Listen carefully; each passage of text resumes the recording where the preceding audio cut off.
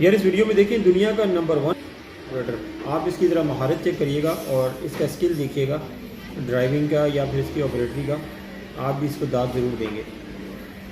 ये देखिए, ये ट्रक को उठाने की कोशिश कर रहा है, मुझे भी ऐसा लग रहा था पहले, लेकिन आप देखिए ये करना क्या चाह रहा है।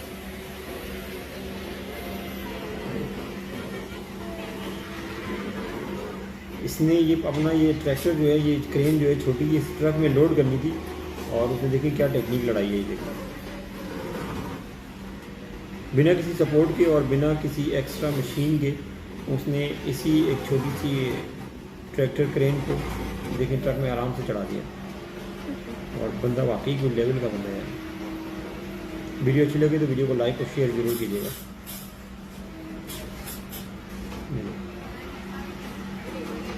पूरे तरीके से समेट के उसने एक ट्रक में उसको फिट कर दिया। देखिए